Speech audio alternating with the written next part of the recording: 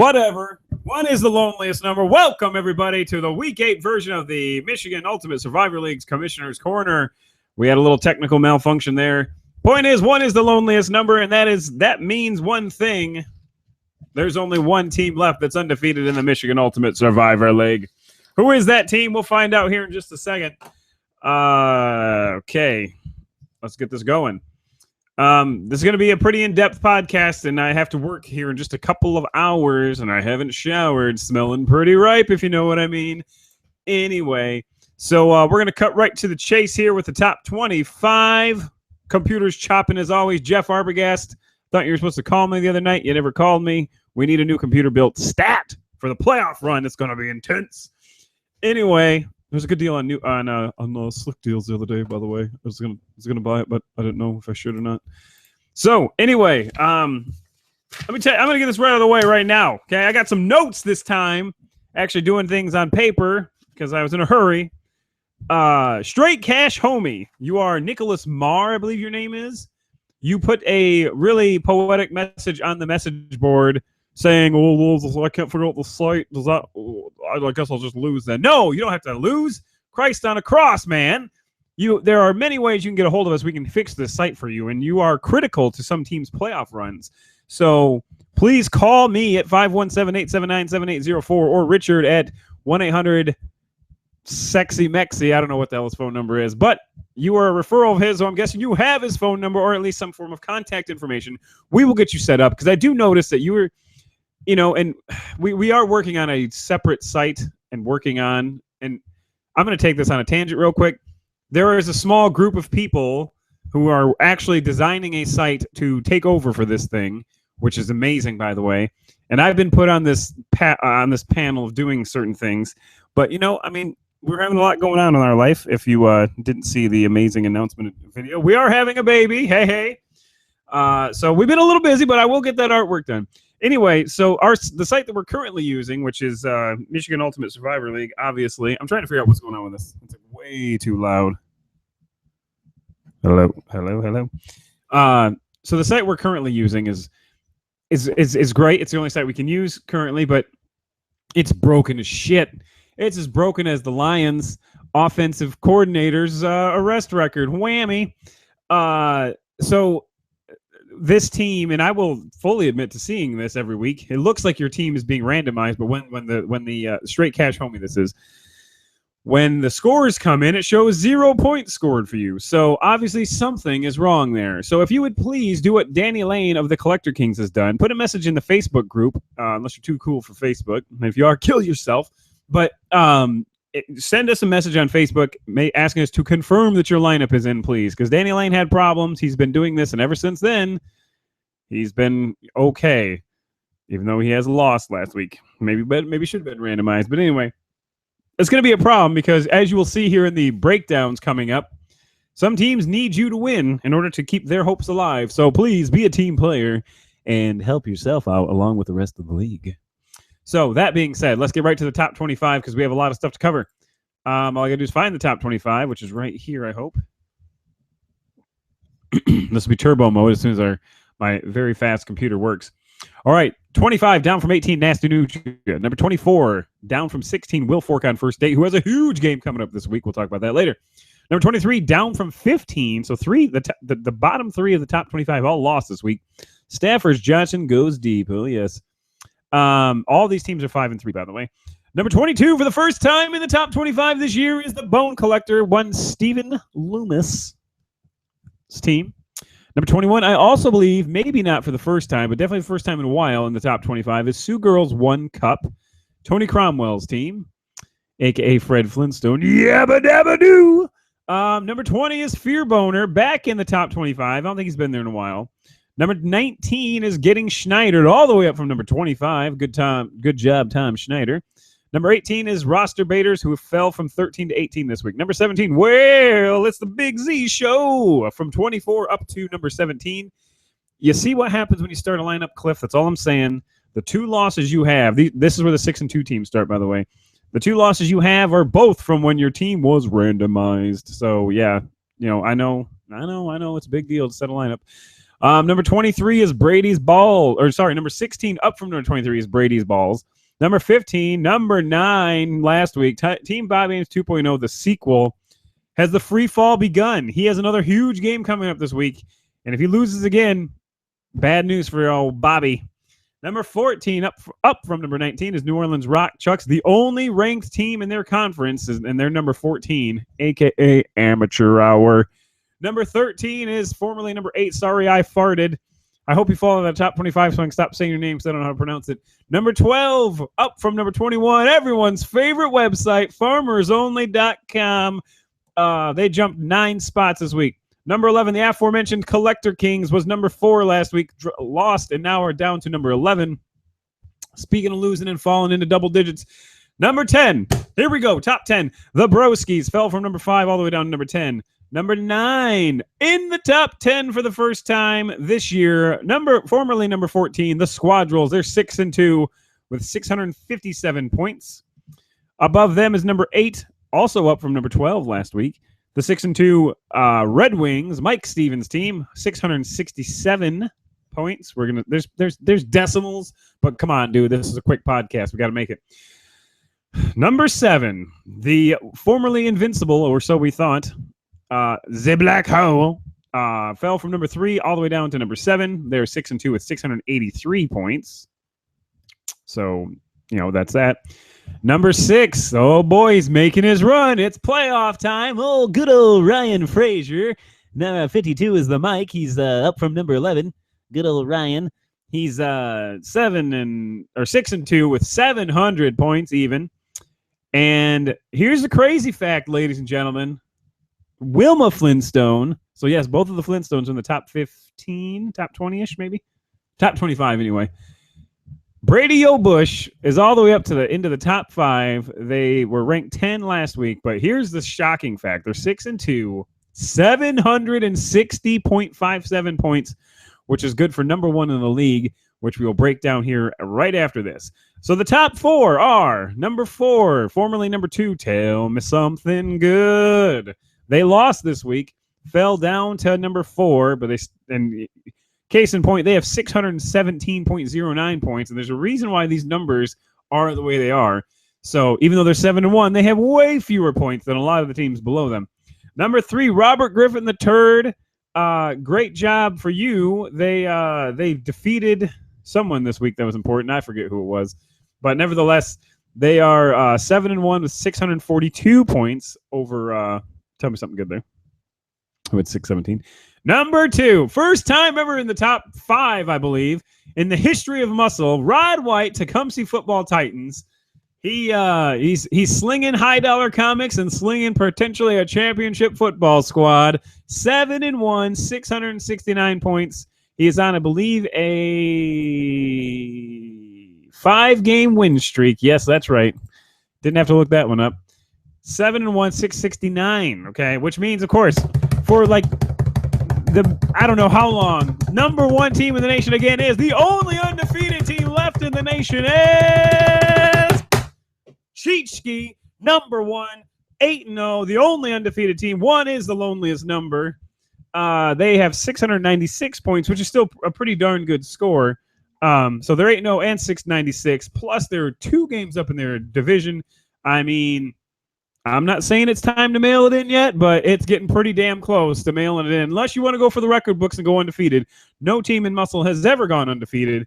Yeah, even though there's 1 fewer games this year. 1 fewer games. I don't know. There's 1 less game, should say. That's right. Than last year and previous years. It went from 13 to 12, now down to 11. So 8-0, you're 3 games away from MUSL history. But do you go for history, or do you play the safe route and just bench your bum and start bums the last couple of weeks if you already have the division guaranteed to?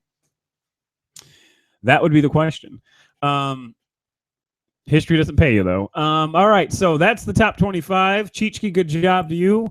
You have won 8 straight games, obviously. So, okay, so for those people who are new to the league, and for those who just need a refresher, or those who have half-timers, there's a reason the numbers are what they are. You will also notice that the numbers don't necessarily match up when you look at the rankings, I should say, sorry. The rankings don't necessarily match up when you look at the standings column. For instance, let me just point out that in the, let's see, there's one of these things.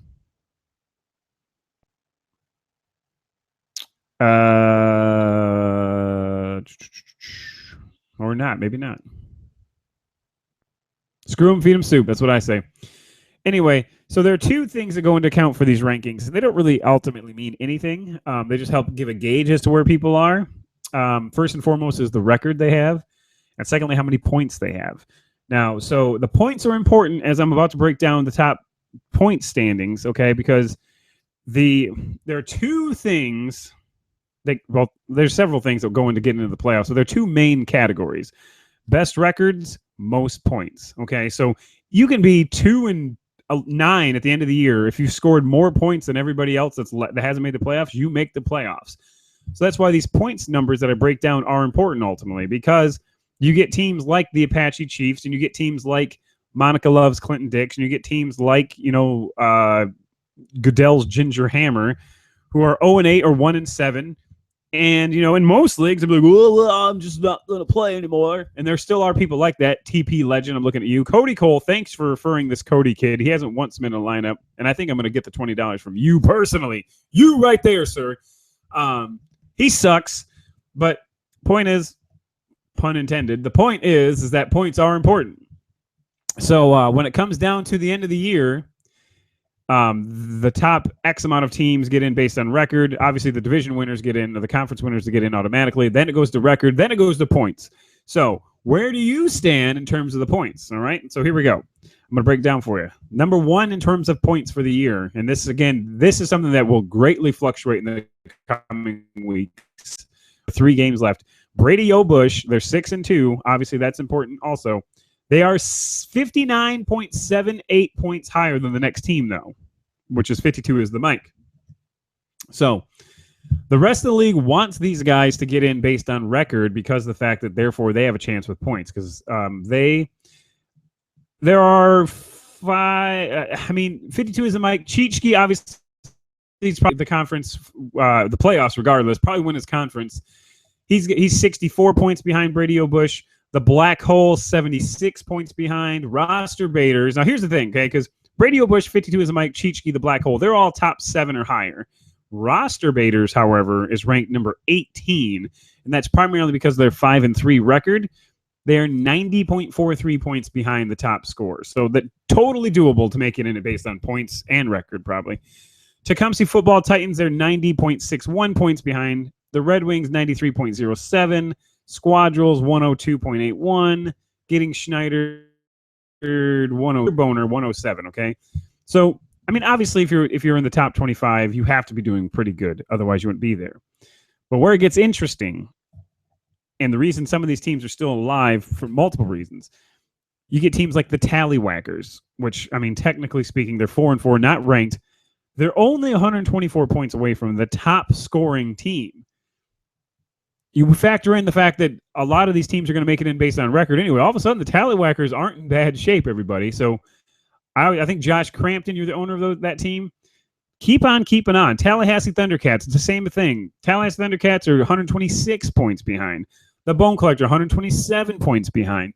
So you're not very far out of the playoffs by any stretch. Even ACL Tear, last year's defending champions, 140 points out. There's 3 weeks to go. You can totally make it. Where it gets to unrealistic numbers, I think, is if you're 180-ish out. I think that's too hard to accompany.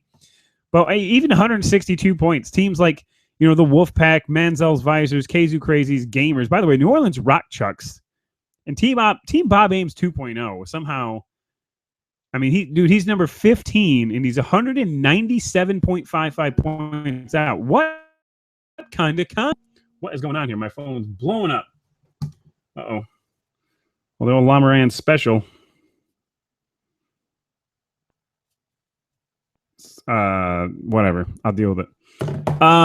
So T-Bob Ames 2.0. 15th in the nation, and did I I don't know. Screw it. Yeah, 15th in the nation. 6-2 have scored 563 points. That's craziness. That's good for 45th best in the league. And and then Brady's balls. Hell, no way. Yeah, Brady's balls and it's the Big Z show. They're all ranked in the top 25. It's the Big Z show is 6-2, and they've scored 498 points. Are you kidding me right now? Is that right? It is 498 points, and he's 6-2. Are you kidding me? It's the luckiest dude on the planet. No joke. 498 points to be. He's leading his division, people. He's leading his conference 6-2. The dude scored 498 points, which is seriously, no joke, 81st in numbers of points. Are you serious right now? 81st. And when you factor in the fact that probably 10 people get randomized every week, this dude somehow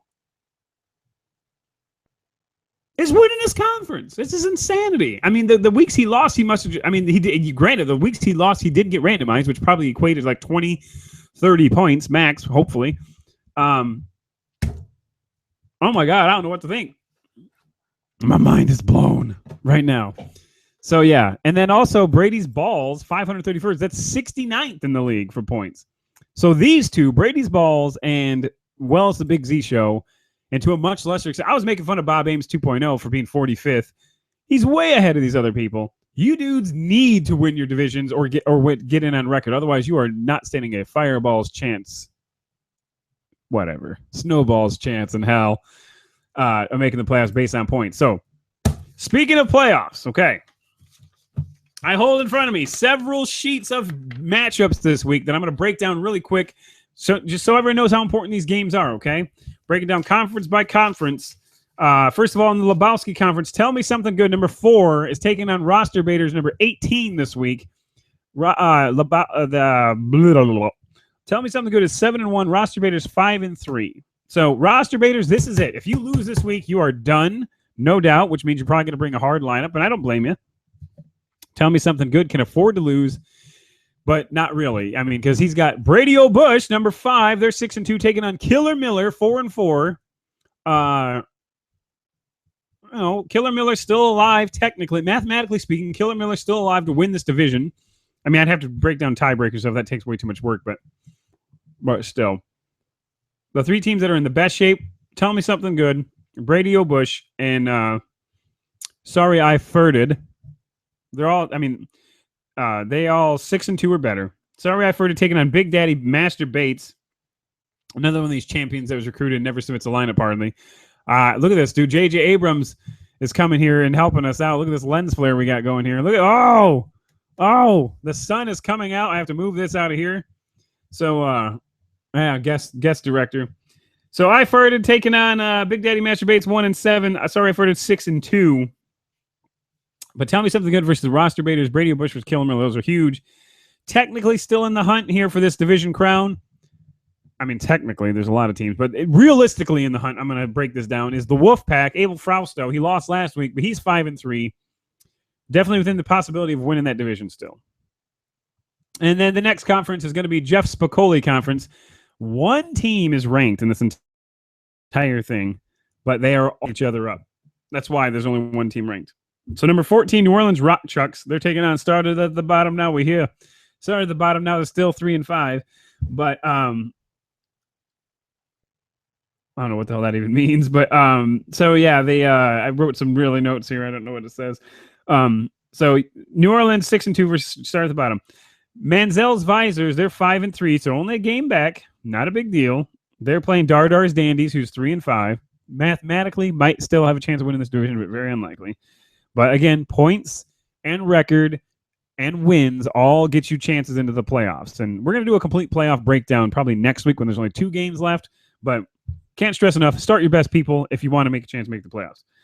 45-7. They're not 45-7. They're actually 5-3. By the way, one of the earlier podcasts, I asked what that was. That's an ode to the AFC Championship game this year, apparently. So bringing it full circle from like several weeks ago. 45-7 is 5-3. They're playing the Sandbaggers, who are 4-4. So that's a huge game, even though neither of them are rated or ranked, I should say. In this division, all the 4-4 teams still have a chance at winning this. That means Live Long and Prosper, Providence Power, Beats by Ray, Aldamador de Leon, Sandbaggers, Want Me Whip, Want Me JJ, all have a decent shot at winning this division or conference, whatever you want to call it.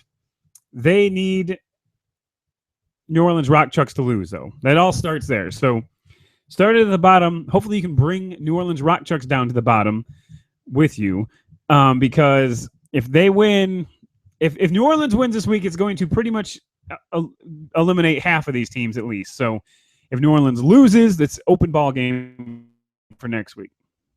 The Brody Bruce Conference. This is going to be the one to watch probably because there are 3 6-2 teams going into week 9. Starting off with number 6, 52 is the Mike. Where the fuck are my notes?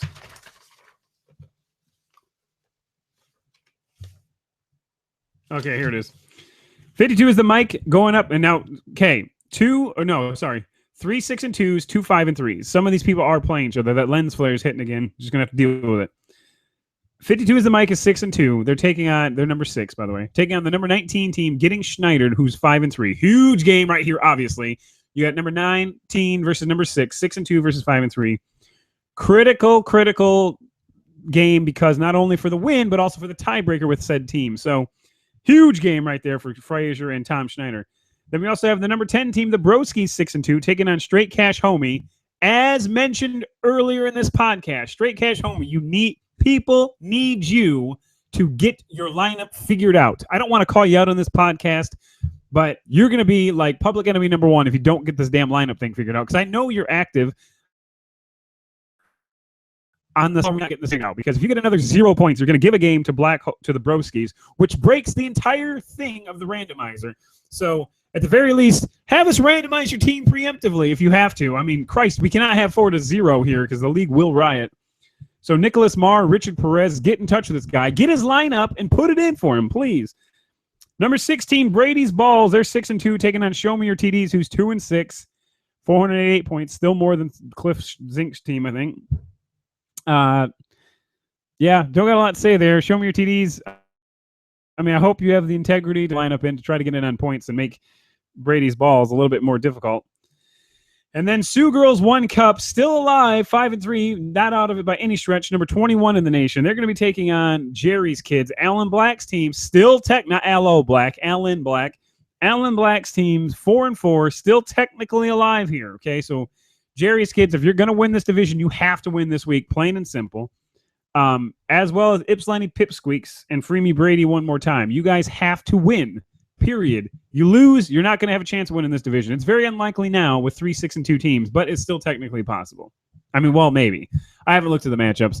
I don't get that nerdy into this. Pretty damn nerdy. Next week, oh man, it's going to be nerdy because there'll only be 2 games left, and I can do all kinds of scenarios. This week, there's still too many variables. So the Clark Griswold Conference would be next, I believe. Yep.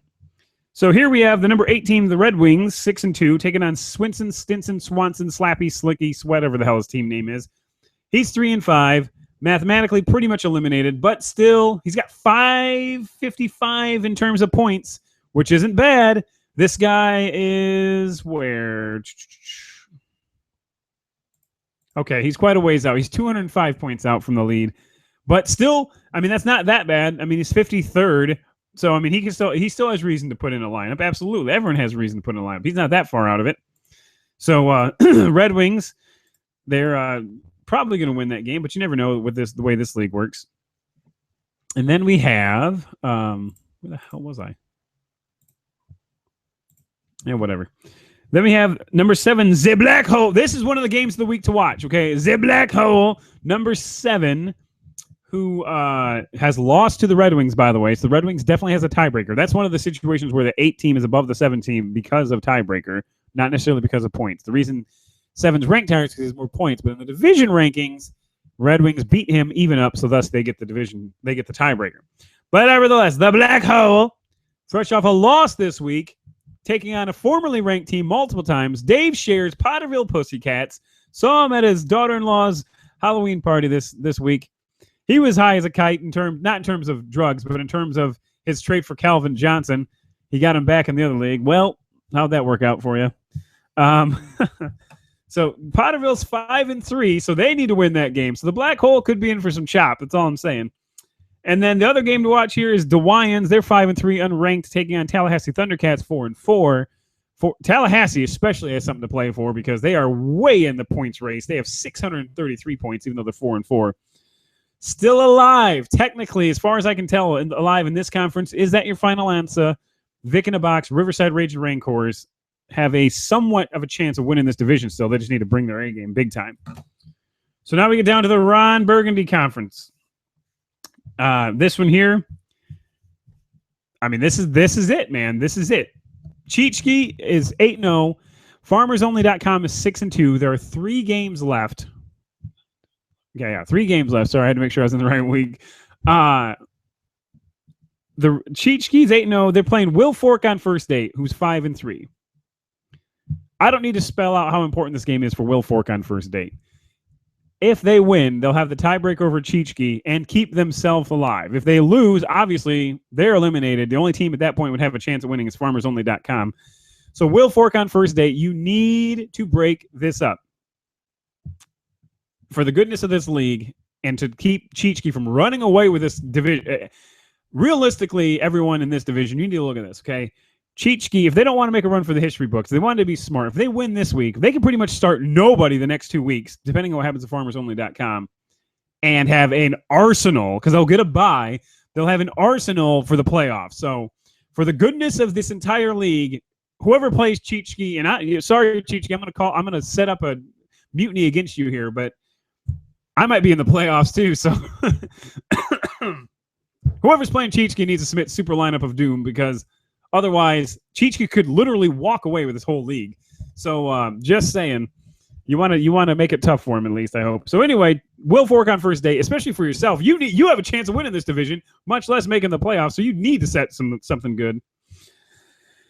Meanwhile, number 12, FarmersOnly.com. You need to win this game in order to keep the pressure on Cheechki. They're playing Sagnassie's notch above top notches. They're 3-5, mathematically eliminated from winning this division, but not mathematically eliminated from the playoffs by points or wins or integrity. If I know one person in this league who has integrity, it's Benjamin Ira Miller. He will bring the heat on FarmersOnly.com, I'm guessing. Although FarmersOnly.com loses, then it makes things easier for Cheechki. So maybe he will pull the good cousin card and try to beat the shit out of FarmersOnly.com. Who knows? Still in the hunt in this division, although very, very unlikely at this point. The number 22 team, the Bone Collector, Nasty Nutria, number 25, and Will Fork on first date, obviously number 24. They're all 5-3. They would need a whole hell of a lot of help to win this. Most notably starting with Will Fork on first date defeating Cheechki this weekend. So, we're going down to the Frank Drebin Conference, a.k.a. Amateur Hour. Well, it's the Big Z Show. We had a little laugh about him earlier. Man, the sun is really weirding me out. I'm not used to the sun. They're 6-2, 498 points. They're playing Detroit, whatever your name is. They're 2-6. I don't have a lot to say about that game. Weinberg submits a lineup every week. He just can't win. So hopefully he can win this week. Number 23, Stafford Johnson goes deep. They're 5-3, taking on the Dublin Drunks, who are 4-4. Jeff Arbogast loves to play spoiler. He's not out of this division yet. He's 4-4. Any team that's 4-4 could still mathematically win this division without not even a ton of help. It all depends on how well the Big Z Show does. So, and then also forgot about Drake Kirkpatrick. Has been randomized a couple times, just like, well, it's the Big Z Show, but still does well. 5-3, taking on the Donkey Punchers, 4-4. Gamers are 5-3, taking on California Coyotes, 4-4. Oviedo Honey Badgers 5-3, taking on the Somerset Slammers 4-4. So all those games, every game I just mentioned, are all 4-4 teams taking on 5-3 teams. Enormous implications for playoffs. So if there's a conference to watch this week, it is definitely this one, because of the fact that, I mean, every single game here is pretty much important, with the exception of Lion Rage, who sucks at life. Zoolander Conference, we have the number 2 team, the Tecumseh Football Titans. They're 7-1, taking on Beast Mode 4-4. Technically speaking, the 4-4 teams still have a chance, but very unlikely at this point, because there's 2 6-2 teams. Beast Mode's 4-4. Ryan Allen's team. Hopefully you can bring some pressure to Tecumseh here. The number 9 team, the Squadrels, taking on the number 15 team, Team Bob Ames 2.0, the sequel. I believe it was Bob Ames 2.0, the sequel, who lost last week to Tecumseh. Yes, indeed, got doubled up pretty much, actually. Bob Ames, you had the chance. You had the chance to run. You had your own destiny. You were playing Tecumseh and then Squadrels. You lost last week to Tecumseh, but you still have a chance to help yourself out. If you lose again, it's going to be bad news for you because you'll have lost to Squadrels and Tecumseh. Both teams are above you, so you'll have virtually no chance at winning this thing. So big news there. So Squadrels, bring your A game because Bob Ames 2.0 is probably going to bring a super lineup out against you. And then we have still mathematically eliminated. Both of these teams are mathematically not eliminated. Car Ramrod, they're 5-3, taking on Colorado Mountain Oysters, who are 4-4. And then the Double Blumpkins, 5-3, taking on TP Legend, the aforementioned useless team in the league, 0-8. However, they may have a guest owner. One of these teams is going to get an owner to take over so she can get used to the site prior to next year. We're already recruiting for next year. Although hopefully we want to get used to this site, we'll be using our own. So you know what I'm saying. You know what I'm saying. And then finally, the Kirk Lazarus Conference. I know this is way longer than most of these things, but there's so much to go over. Robert Griffin III, number 3 in the nation, taking on Tallywhackers 4-4. Big game for both teams there.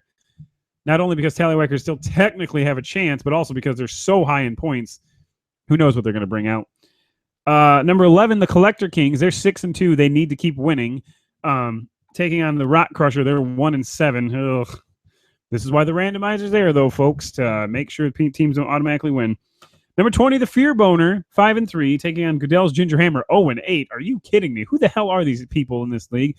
Goodell's Ginger Hammer actually starts a lineup every week, hilariously enough. They're like the Apache Chiefs, except for the Apache Chiefs won this week. And then finally, Vinsanity, well, not finally, because I have 2 sheets of notes here. Finally, Vinsanity 5-3, taking on Bradley Boys Get the Table. They're 4-4, still technically alive. And the S's, who are 5-3, taking on the Kazoo Crazies, 3-5. Kazoo Crazies mathematically eliminated from the playoffs, from winning the division, I should say. Nobody's ever eliminated from the playoffs in the MUSL. That's what makes this league great. So this has been way longer than I expected it to be, but when you got to break it down like that, this is nothing compared to next week. Next week, we're probably going to have 2 podcasts breaking down the playoff scenarios. I mean, as time gets closer, especially that last week. Oh, my God. But we can pretty, I mean, I'm pretty nerdy when it comes to these type of things. I can pretty much nail it down next week as to what the real possibilities are. There's still a lot of things going on this week in terms of, so many teams that are still alive. But hopefully this week we'll shake some of that up. The conference to watch, though, without question, is going to be the Drebin Conference because they have a lot of stuff going on there. So. And also the Spicoli Conference, too. They have a lot of 4-4 teams that are still alive. All right, well, I got to get to work here now, so I will see you guys later. If you have any questions, feel free to send them out on the Michigan Ultimate Survivor League Facebook group, where either me or the other commissioner will take care of you. Have a good day, folks. We'll talk to you later.